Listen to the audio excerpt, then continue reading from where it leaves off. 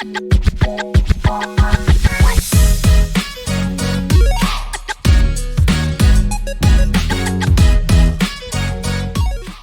Full Send family, we are kicking off a new series, and this time it's the book of Esther. In the book of Esther, we will cover the next 4 weeks, all of the chapters of this book, and we're going to do it under the theme of God at work. And you may think that's a strange name for a theme of a book who actually never mentions the name of God. But we are going to look at how God is at work through all of the book of Esther. And if you don't know it, Full Send Ministry has a small group curriculum. And every Sunday I walk through this curriculum with a group of people to equip each other, to encourage each other, and empower each other to go and live 100% committed lives to Christ throughout the week. And we always start our small group time together with this question: where did you see God at work? Where did you see God at work this week? Because we know that He is always working. Unfortunately, though, sometimes we just see the situations and circumstances we are in, and we miss what God is actually doing. Well, the first 2 chapters of Esther could very much be those moments in life where we think, how in the world could God be working? Let me share with you the first couple chapters of Esther. Chapter 1 is filled with an arrogant king who is all about promoting himself. In fact, it says that for 180 days, he gave a feast for his officials, the army of Persia and Media, the nobles and governors of the provinces. He showed his riches, his glory, and the splendor of his pomp and of his greatness for 180 days. For 6 months, he threw a party all about himself. And if that wasn't enough, once that was over, he spent 7 days celebrating with everybody within the royal capital. 7 days of feasting, and it says that you could drink as much wine as you wanted. There were no limits. For 7 days, they indulged in food and wine, and at the end of 7 days, when it says that he was in high spirits because of the wine, he called in his wife Vashti to come perform before the rest of the men because she was beautiful and lovely. The reality is, as the queen would have come in, she would have become a lust for all those drunken men who had just had their fill of wine for 7 days. Vashti said no, and this caused the problem. This caused the problem where all the men sitting there said, well, we can't have our wives telling us no, so we need to do something about this.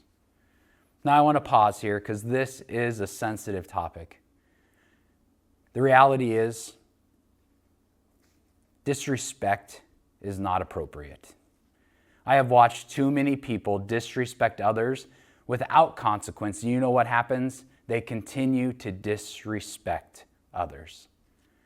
In this passage, we see that women were disrespected by the men as they were invited to come and perform for the men and have them lust after the ladies. This should not happen, and it should not be something that happens today either. We need to mutually respect one another, men and women, as creatures and creations of the Most High God. Well, the men decide that Vashti has to go. She packs her bags, they kick her out of her position, but soon the king realizes that he misses having a queen. And so, chapter 2. He calls in all the available young virgins in the territory to go through a 12-month process of beautification. 12 months. And then they spend one night with the king, and he decides which one he likes the best. And this is where we meet Esther. Esther is a Jew. She is in captivity, but she is a part of this process. And when it comes to Esther, it says in verse 15 of chapter 2, when the term came for Esther, the daughter of Abihail, the uncle of Mordecai, who had taken her as his own daughter to go into the king, she asked for nothing except what Haggai, the king's eunuch, who had charge over the women, advised. Now Esther was winning favor in the eyes of all who saw her. And when Esther was taken to King Ahasuerus, which is Xerxes, into his royal palace in the 10th month, which is the month of Tebeth, in the 7th year of his reign, the king loved Esther more than all the women, and she won grace and favor in his sight, more than all the virgins, so that he set the royal crown on her head and made her queen instead of Vashti. This is where our time in the Word this week ends. And you may think, where in the world was God? Where was God at work with this horrible king who tried to make his queen perform for other men? Where was God in the process of finding the new queen, where it was a year of beautification to make women look a certain way and then go to be with the king for the evening until he decided which one he liked the best? Where was God? We will soon find out as we continue to read through the book of Esther that Esther needed to be in that position for an event that was going to happen.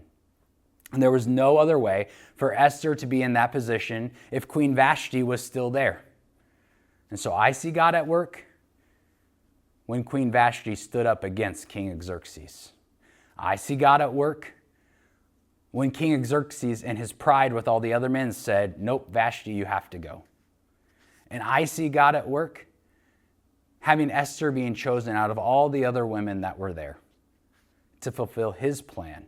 So even in the midst of all this horrible things that are happening, we can still see that God works for his plan and for his glory. Join us for the rest of this series as we look at God at work. Full Send family, where have you seen God today?